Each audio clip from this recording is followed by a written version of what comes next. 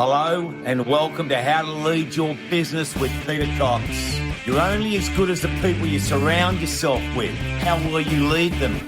Join us for this podcast where we dive deep into business leadership.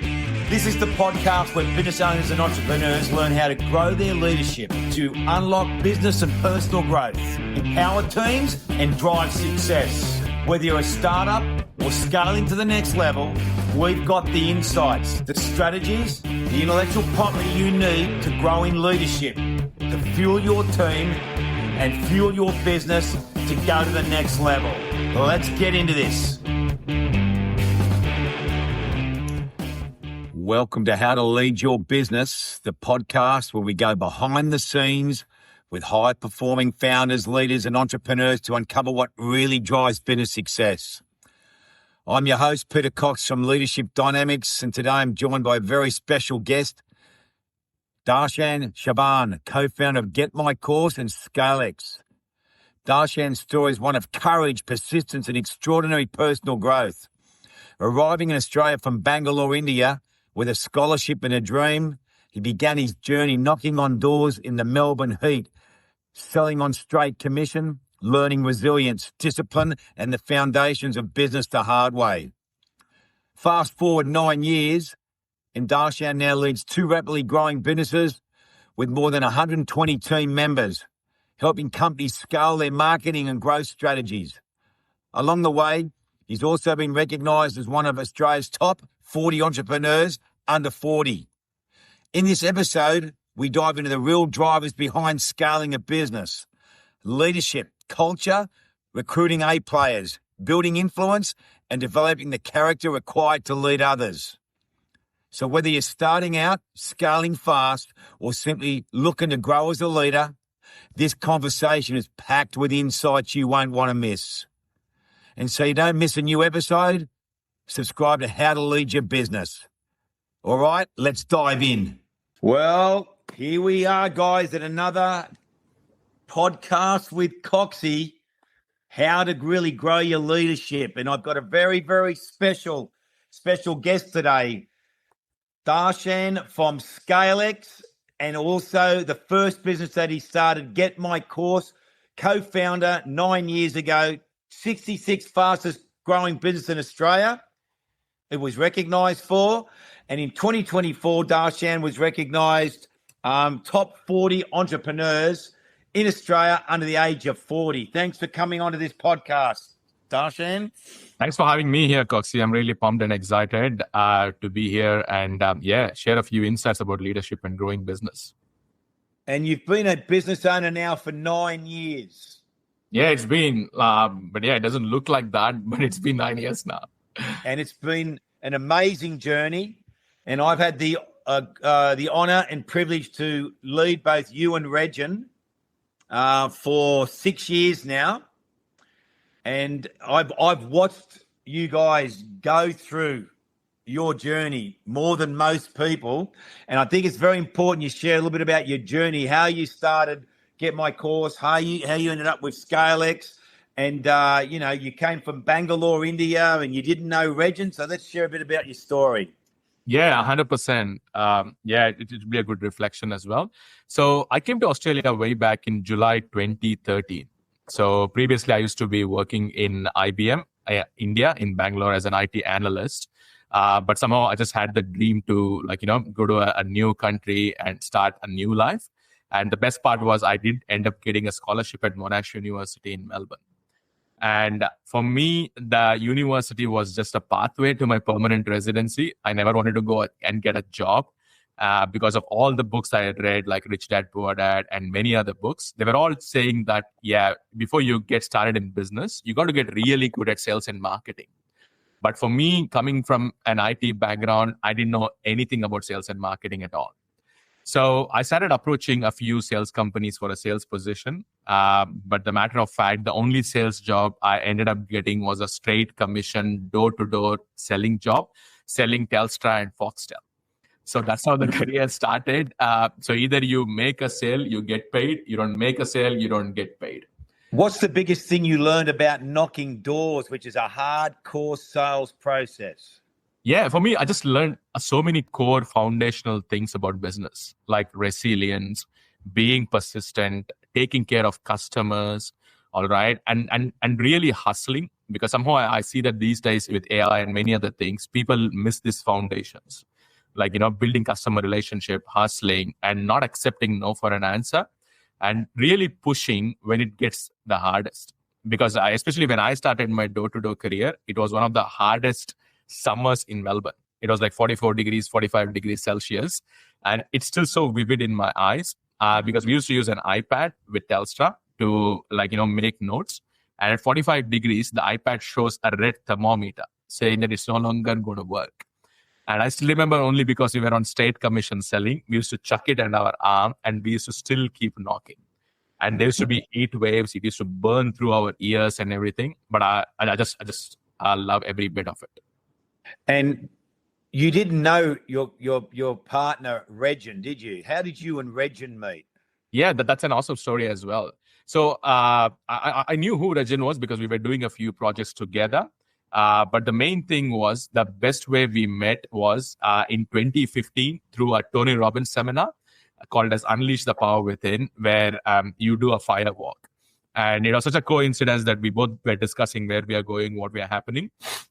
And that's when I got to know that we are in the seminar in Sydney as well. And that's where we decided that if we both can walk on fire together, we can do business together as well. So you hardly knew each other. You went to an Anthony Robbins seminar. You sat next to each other. Yep. And that was 9 years ago. And now you are business partners, scaling two exceptional businesses. With how many staff do you have at the moment? Oh, currently we have almost 170 plus staff. 170 staff. Unbelievable story, Dash. Right? Not normal. For you, those of you guys that are listening to this podcast right now, and you're a business owner, and you want to grow, and you want to scale your business, who I'm talking to today is a serious leader, serious influencer, and has grown and personally developed himself to become the leader he's needed to become to grow his business to 170 plus staff with two amazing businesses called Get My Course and ScaleX. What's the biggest thing you've learned about leadership on your journey right now? Yeah, for me, I think the leadership is all about two things for me personally. It's about leading by example.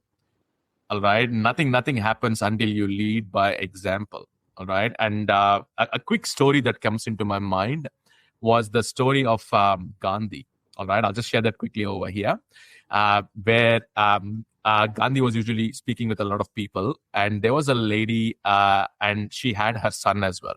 So she came from a village in India and she wanted to meet Gandhi just to let him know and tell him her son has a habit of eating sweets a lot.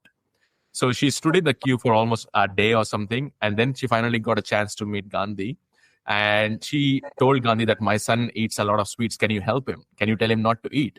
But Gandhi looked at her son and he said, can you come after 3 months?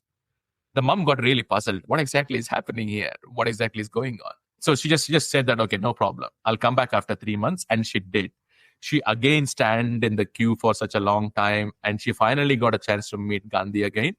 And then Gandhi looked at the kid and he said, don't eat sweets. The mother went crazy. She's like, what's happening? Why didn't you tell this to him 3 months ago? And that's when Gandhi said that 3 months ago, I was eating sweets. Mm-hmm. How can I tell him not to eat sweets? So this kind of story summarizes that, like, sometimes I'm also guilty of so many times telling people what to do, but the best way is to really lead by example. And the second thing is, as you keep teaching us, Cox, is about influence. All right. How can I be an influence? How can I really make an impact? How can I really help other people grow? Leadership to you, you're saying, is leading by example. Okay. Right. So what you're saying is, to have influence, you've got to be the real deal. You've got to be an authentic leader. Leadership, you pay a price to be a leader. Would you agree with that? If you want to lead people, there is a price to lead people. 100%. I totally, completely agree with it. And I also believe that leadership might not be for everyone as well, because sometimes you must take some tough decisions, especially having those vision, having that mission of your company. And this is the biggest part, right? And also thinking long term. Leadership is a long term thing. It takes so much time, character to develop leadership. So that's why it's a hard thing to do. But what I believe is it's very extremely fulfilling as well, Coxie, when you look at the transformations people have. And any business owner that's listening to this discussion we're having right now, Darsh, how important is it to grow yourself and to grow leaders around you, which is what you've done in both Get My Course and ScaleX, to scale those businesses, right? How important is it to not only grow yourself as a leader, but to grow leaders around you? Yeah, this is the core and foundational things about business. And sometime back, I just got to know about this particular concept, Coxie, where they always say that if you need money freedom, you got to get really exceptional at sales and marketing. But if you really need time freedom as well as an impact freedom, there's no way around it. You got to be really good at leadership. Okay. And this has been my biggest thing for me. Sometimes, because we got really good at sales and marketing, we did have a bit of money.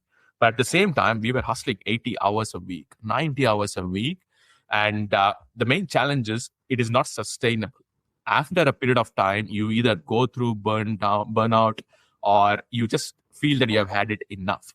And the key puzzle that was missing over there was leadership, building high performance teams. And that's when we started getting mentorship from you. We started attending our sessions and everything. And that's when this really happened, where the time freedom thing really kicked in. And now we can spend more time with family sometimes. If we need to travel, we can travel. At the same time, the business is still growing.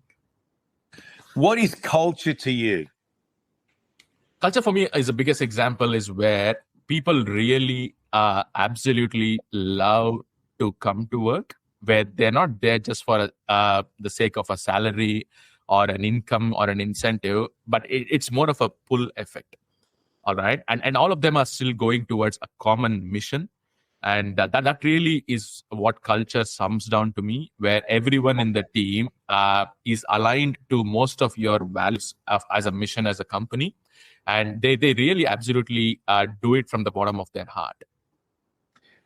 Culture is leadership. Good leadership, good culture. Bad leadership, bad culture. Leaders drive the culture. We've had those discussions before. Everything rises and falls on your leadership. But if you don't have leaders around you, you won't have leaders that can go into the depths of the organization and drive that culture for you. Because as an organization grows, as the team gets bigger, which is what you're going through, it gets away from you. Would you agree with that? Totally. This is a huge one. And I can see that as well. The more bigger the company gets, the only thing that can hold the company together without breaking or collapsing is the culture.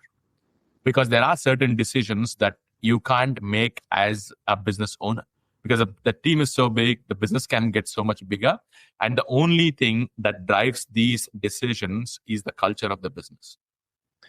When you engaged with the leadership dynamics process, the monthly process that we've gone through, you both made a very profound comment to me that when you connected with me in leadership dynamics, I said to you, like, how committed are you to personal growth, personal development?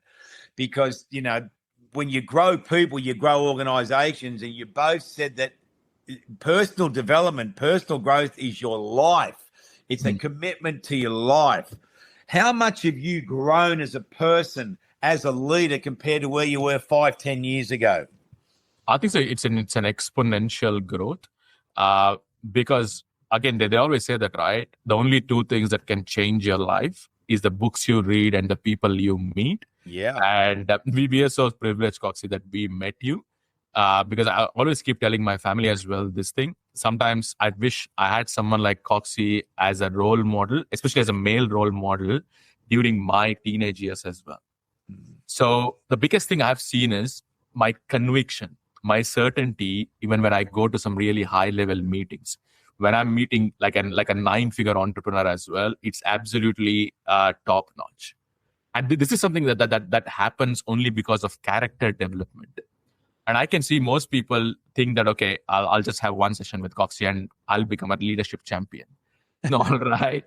It just doesn't happen. It's been like years and years and years, sessions after sessions after sessions. And this is where I think so that the commitment to getting better, better everyday thing comes into picture. And for me, I can see that just not only with business, be it with regards to personal life, with regards to community and everything, I can see that I have become a bit of a better leader. And this is something which I hear from other people as well. So yeah, business is one part and non-negotiable. It's gone really, really well. But the biggest impact is in developing that character. And how have you driven and grown your culture in your businesses? Because your culture is growing, your businesses are growing. How are you driving it? How are you leading your culture? Yeah, the biggest one that we do is we count a lot on routines, rhythms, and rituals. That's one big thing you have made sure that you have told us, that to make sure that we have things repeated as well. That's a very important part of culture. And more importantly... Like what? What are you repeating? The biggest one is the accountability, accountability and accountability of it. One example is every Wednesday, no matter what happens, rain or shine, we have a leadership meeting about developing leaders in the business. It can be about hiring A players. It's about how to have a huddle. It's about how to recruit A players. So there are so many concepts of it that we keep discussing every single week, 48 to 50 weeks in a year. So this is one example of what we do as a routine and rhythm. And the second thing is also with the huddles. What we do is we just keep counting on wins. We make sure we bring in as much energy as possible. And we do run quarterly incentives where people are really driven internally to be a part of these incentives. And we also do an international trip for really high performers because people want to be in a culture where there are other high performers. This is such a crucial thing because people who are top-notch A players, they don't want to be surrounded by B and C players. So yeah, these are just a few of the routines and rhythms that has helped us build a very strong culture. What gets rewarded gets done. What gets recognized gets done. What are you prepared to give up to go up? You've used those three rocks, those principles to create an environment of high performance where people get rewarded. How important is it to reward the right people when you're growing a business? I think so. It's everything, especially when you are working in a remote environment. And these days, when people have a lot of options, people really look for, are they being valued? More than anything else, Coxie, how we look at rewards is it communicates to people that we value you, we care about you. And I think so. This is something that we had to learn a lot more after a few sessions with you. It all comes down to the heart. Mm-hmm. Because if you're not leading by heart, you wouldn't reward people. Okay, you would think that let me get all of them. Let me get all of them. But the most important thing is, I somehow believe our core identity is we are givers. And the more people we bless their life with, the more amazing rewards we're going to get as well. And at the same time, it's very fulfilling. And when we first were engaged, I spoke to you about the product is not the product is people. What did that mean to you? Because that was quite a revelation for you. Now, this was a huge one. Because sometimes some businesses, and even including me, we just get confused what to really focus on. Whereas if your team, if your people are happy, it has a domino effect. It has a domino effect on your clients, on your own mindset, and even your suppliers who work with your business. These days, believe it or not, I hear from some of our suppliers saying that, wow, what an A-level talent you have. Whenever I speak with some of your team members, I'm literally blown away. They're so committed. They're so proactive. They're so driven. How did you do this? What are you really paying them? What are you really doing to them that they're so driven, that they're so proactive and get things done? What have you learned being led independently? For me, being led independently is all about that particular word called as accountability. Okay, and this is something that's so core, because none of the high performers like to be micromanaged. All right, they need to be given a clear vision, and where they need to go, what needs to happen. And the more clarity people have on this vision aspect of it, they really want to work independently. And then it's all about results oriented leadership style. This is something that we have learned, where micromanagement doesn't work, reporting doesn't work. It's all about leading by example and making sure that leading by results, this is what usually counts. And this can happen only when people can work independently. And if I'm a business owner, I'm listening to this podcast with you right now, what's 3 key leadership behaviours you think a business owner needs to grow to lead a business effectively? For me, the core of it is all towards contribution and making an impact. That's where it starts, where we discussed about having the heart.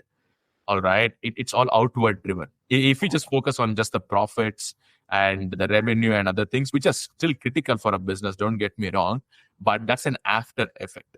Whereas when we focus on people and especially connecting with them, knowing as much as possible personality profiling, what really drives them, their goals, their vision, things are going to get so much more easier. That's the first one. The second one is making sure that we surround ourselves with really top-notch leaders and growing leaders. This is the hardest thing, because it's a skill. It's a skill to develop. And sometimes most business owners miss the skill of developing leaders. And the third one is, again, having a conscious effort in finding a leadership mentor, learning from them, okay, and really implementing those principles, because they always say that success leaves clues. If someone has so much of leadership experience in running teams of 15,000 people, 10,000 people, why can't you learn from them? All right, why can't you implement from them? And if you can do that, I think so that's going to be the biggest thing that can skyrocket your business. What are some of the key steps you've implemented to scale your business? Because you're scaling both businesses. Yep. The first and core thing of everything was just making sure that we get the people right and the culture right, Coxie. This has been the foundation of it. Okay. So we just make sure we hire the right people, and we use your personality profiling, what you taught us, to make sure we hire as much as possible with accuracy these kind of A players. So that, because for me, believe it or not, I really did not know what Jim Collins in the Good to Great meant by putting the right people in the right seats until you really told us about personality profiling. That's when the light bulb moment went off for me. Then, now I know what placing right people in the right seats means. So making sure, depending on the personality profiling, what position that they need to be. This is the first one. The second one has been always with scalability is focusing on marketing.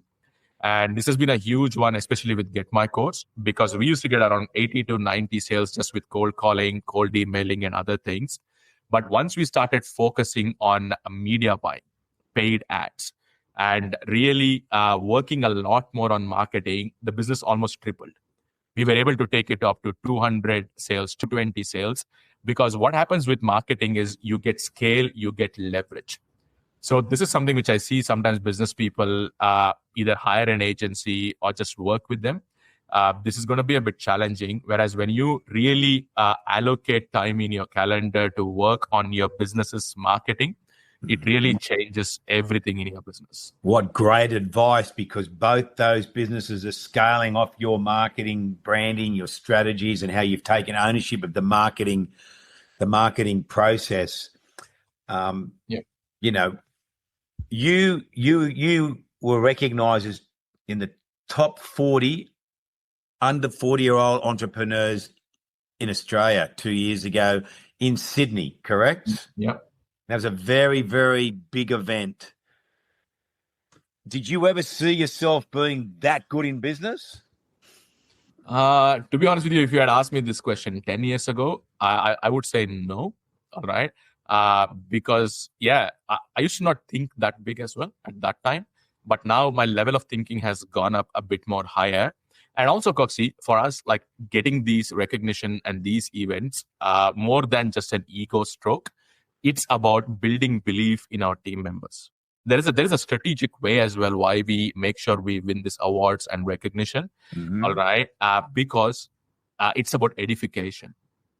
When another body recognizes you, saying that you're the fast 100 growing companies, and you are recognized as 40 under 40, all right, people, especially A-level talent, wants to work with you. And also those people who are working for you and who work with you, they know that they're being led by the right person. So this is one of the main reasons why we go for these recognitions and awards as well, because it's an amazing, amazing recruitment tool. So if there's any business owners listening to this, we say that we don't judge a book by the cover, but we all do. All right, every one of us do. And that's why this can be a very important tool in your arsenal to build that culture, to recruit A players, because it helps you in building a company profile. You never stop recruiting A graders. The number one characteristic of a leader is influence. And influence means follow me. Seek influence over results. What you are not changing, you are choosing. Change equals progress. Without change, there can be no progress. What is the biggest personal change you implemented in your life? For me, the biggest personal change I have implemented is continuous learning and development. Okay. Just to give you an example, even in December, it was one of the hardest things to do, is to spend almost 6 days with Tony Robbins in West Palm Beach, Florida. And this event is almost like a boot camp. You spend around 16 to 18 hours with Tony Robbins, and sometimes the event finishes at 2:30 or 3 a.m. in the morning.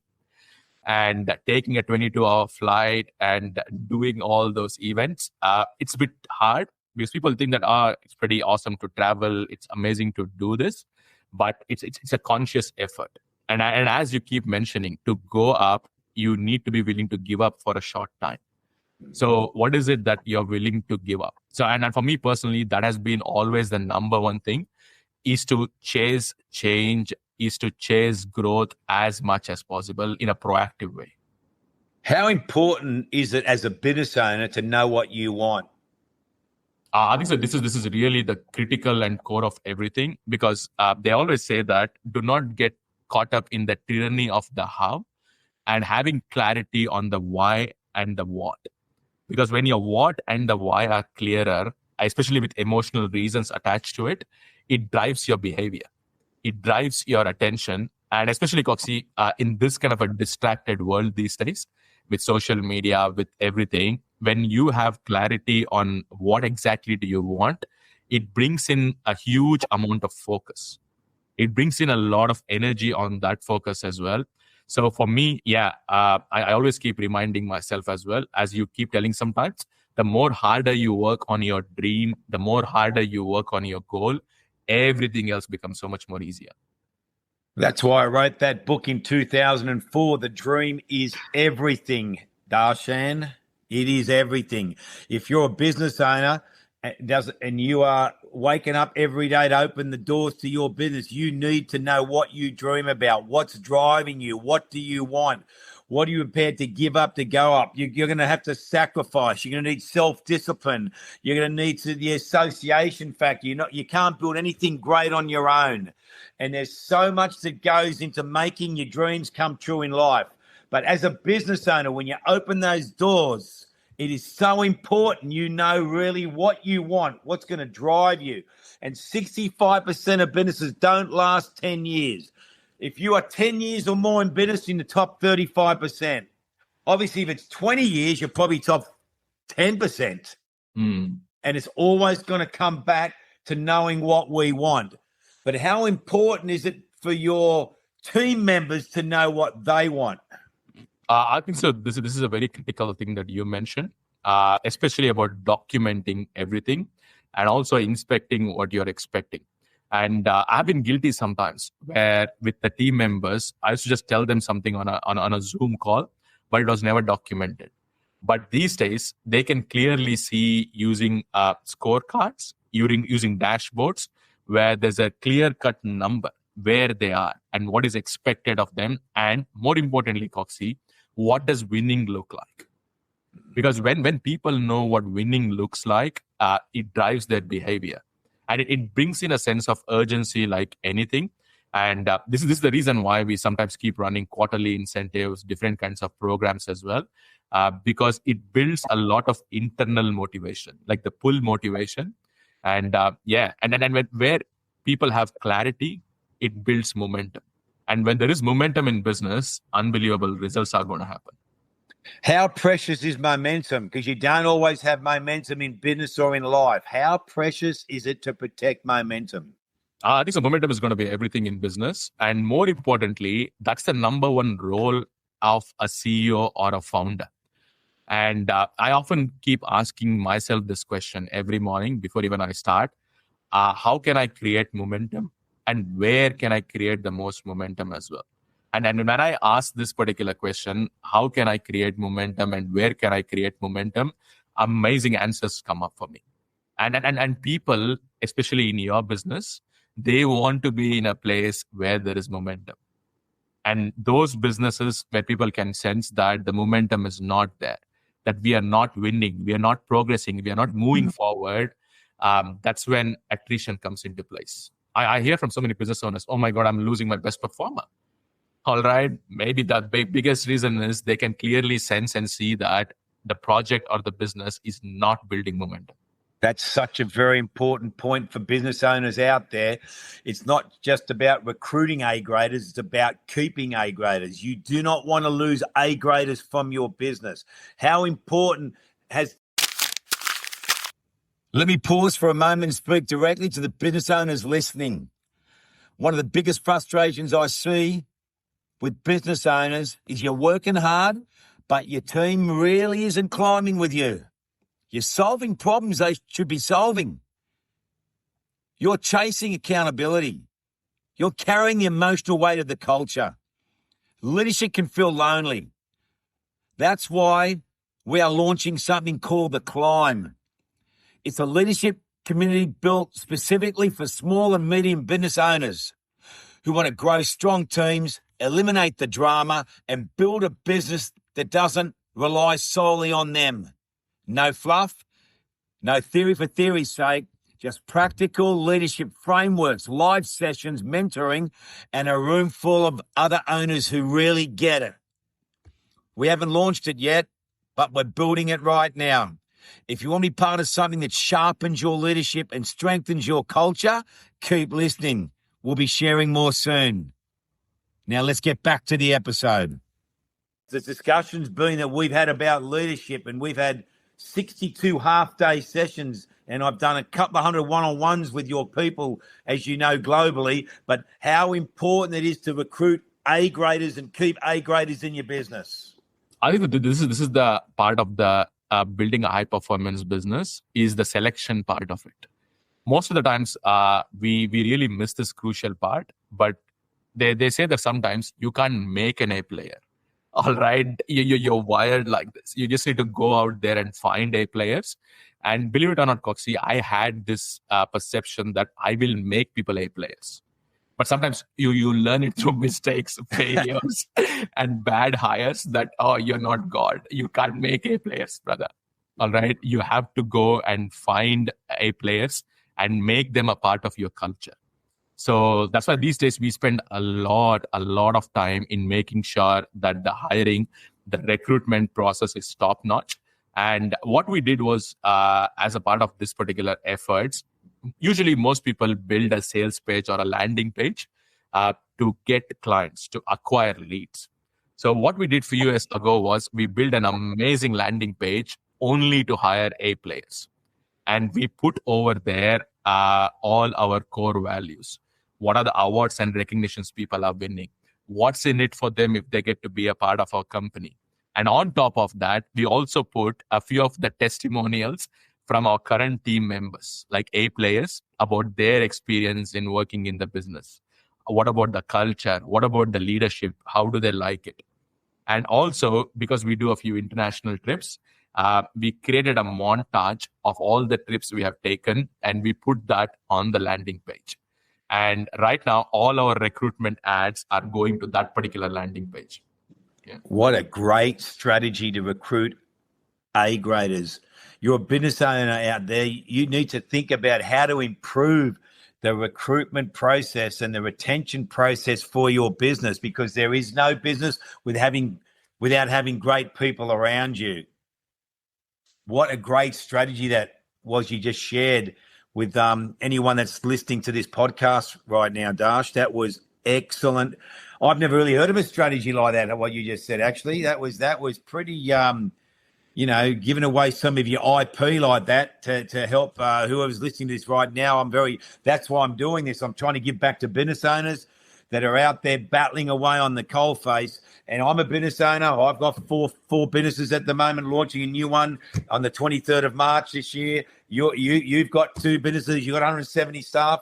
We are business owners. And we've got one of the best young business owners, young entrepreneurs in Australia here. Darshan, your surname, is it Chavan or Chavan? How do I pronounce that? It's the first one, Chavan.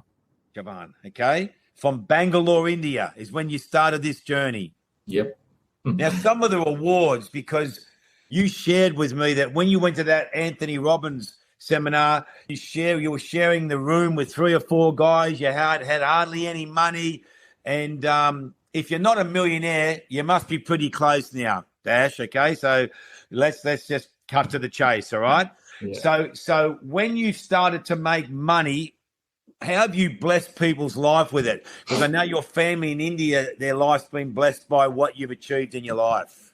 Yeah, big time, Cox. I think so. They always say that, right? When you give, you get more as well in life, and I believe in that concept. Not for the sake of getting it, but for the sake of fulfilling it. So my core identity, I had to make a lot of changes. All right, instead of just thinking that what can I achieve, I had to change it more about giving. All right, and contributing and adding value. So yeah, our family has been blessed, amazing. I just keep joking with my wife as well sometimes. My daughter, who's 18 months old, she's never traveled economy, and I'm like, man, whenever we travel, she just travels business all the time. What a lucky kid. All right, that's just one example. But for me, the biggest thing is having the convenience, having the freedom to really help your family when it's important. Because you never know when will it strike. Someone might be having an illness. Someone might be going through some really challenging times. Mm-hmm. And the most important thing is, do you have the financial freedom? And I think so there is no other vehicle in the world that can help you get that financial freedom than business. And then leadership being that core component of that particular business. I have hammered into you and Regin that one day you'll wish you had more time and more money. It's not about the love of money. It's about having the money to support people in your family that may need assistance. And everyone's got that phone call coming. So if you're going to be a business owner and you're going to open those doors and go into business, then you've got to make it count. There's no point having a glorified job. Right? I totally agree with you, Coxie, because I still come across so many people. The only reason why they have a business is because of the title, they're a business owner. But the profits are not there. All right. Even if the profits are there, sometimes I wish I could tell them you'd be better off going and finding a job. All right. But the challenge is, again, it's knowledge and skills. If we can work on the knowledge and skills, the profitability of the business can grow bigger and better as well.